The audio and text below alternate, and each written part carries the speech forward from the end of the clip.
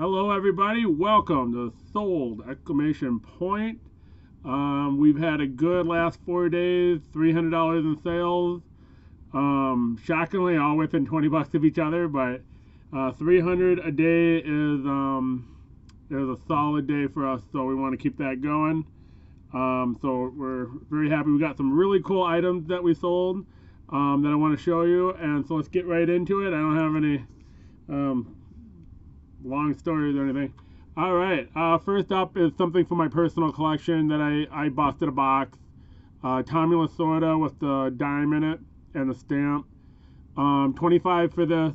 The reason I wanted to talk just a little bit about this is Topps Heritage this year will have coin cards, and so check out our box break tomorrow at 8 p.m. Absolute Sports Cards, live on YouTube, Central Standard Time. So hopefully we'll pull one of those coin cards out tomorrow. That would be really cool. All right, so we sold a Minnesota Twins ticket stub, $9. What's interesting about this is a Paul Molitor hit ticket, which is why I figured it would sell. However, it's also an Edgar Martinez home run ticket, which wouldn't have been a big deal when I listed it, but he got elected to the Hall of Fame. And because of that, there's going to be renewed interest in Edgar Martinez and his items. So there's probably a number of people who have started home run collections for Edgar Martinez. The Smoky Collection, a great sale. Nolan Arenado, auto out of a Topps 100 insert card. 29 on that guy. This is really cool. These are pretty rare. Whenever you can find NCAA hockey, because there's not as much interest in hockey as there is football and basketball, all the stuff around that sport is going to be in less quantity. This is a 1986 Frozen 4 program. Very nice program. Very good condition. $47. Print ad. We got this really cool FILA Jerry Stackhouse print ad. I think I have maybe 4 or 5 different Jerry Stackhouse print ads. Jerry Stackhouse was their main endorser in the 90s. And he has some really, really interesting, really great print ads. Next up, Sports Illustrated, Brett Favre special edition. It's a newsstand copy, so no shipping label. Again, Sports Illustrated are not really worth selling unless they don't have a shipping label, at which point they probably are worth selling.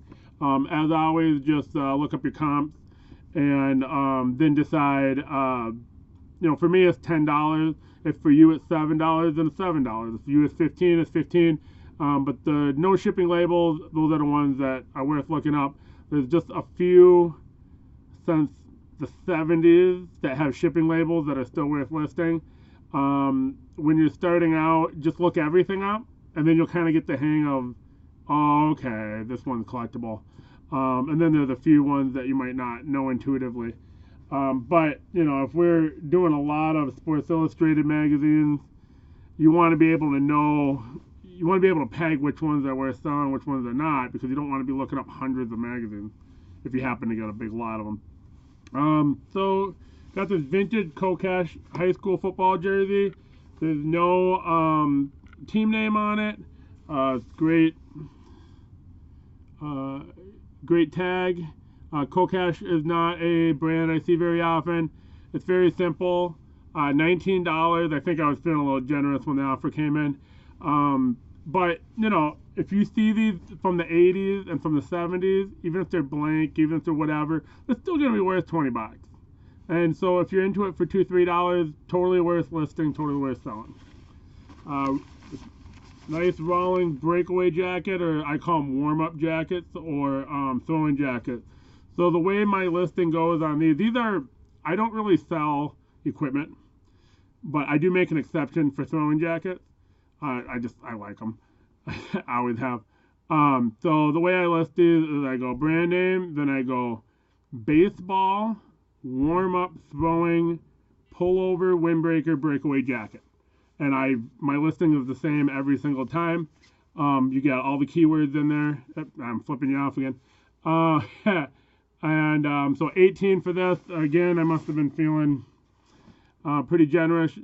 Rawlings isn't going to get as much as, oh shoot, Mizuno.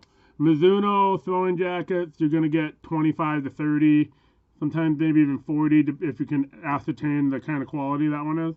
Mizuno gets a lot more than Rawlings would. But, you know, you're good for $15, $20 no matter what. And right now is when they're going to sell, February, because now the kids aren't outside yet in the north, but they're getting ready and they're buying all their equipment. All right, we got a Blue Jackets. It's a pullover hoodie. It's meant to look like a jersey. 42. This is a Minnesota Wild Simple Tee. 13. This was kind of cool. So this is a Harry Potter shirt I got from a client.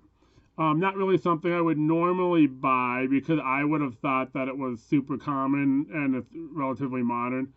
However, when I went to go look it up, there were other Quidditch jerseys, but Ireland was not a country that had much or any of. I want to say maybe there weren't any of them listed.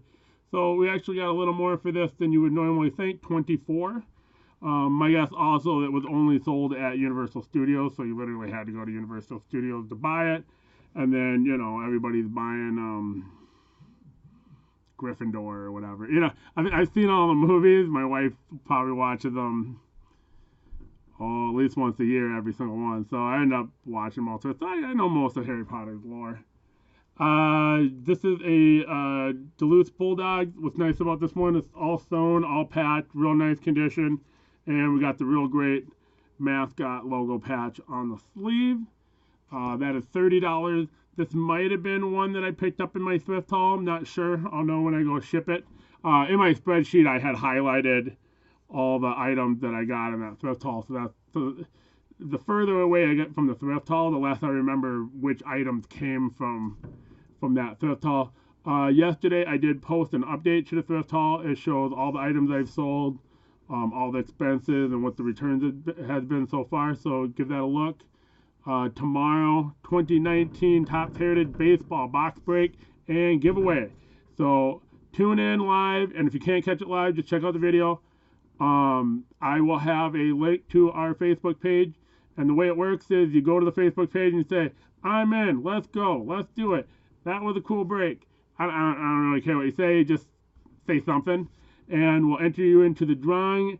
And I'm going to say probably Saturday I am going to do the actual drawing, but I'll know that when we go live tomorrow at 8 o'clock. 8 o'clock p.m. Central. I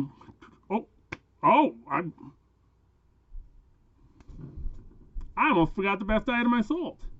So I forgot two items. One is probably, the lowest item. That's this one. Minnesota Timberwolves pennant, 15. Heavily creased. A little bit of staining. It should still, it's still fine. It's one of the original pennants from when they were an inaugural team, but we'll put that right there. And I will show you this really, really, really great Neil Armstrong Apollo 11 pennant. It's period. It's vintage. It's probably 1969, maybe just after the event. $158. There weren't any others available on eBay. That's going to tell me this is particularly rare. What's really cool is the Apollo is actually like an applique. It's not screen print. So this is screen print over here, but this is like an applique almost. So the Apollo 11 has held up really well. I mean, this graphic has held up well too, but the Apollo 11 is just super high quality. But an extremely high quality pennant, even though it probably wasn't taken care of all that well. So that was our best sale of the day, $158.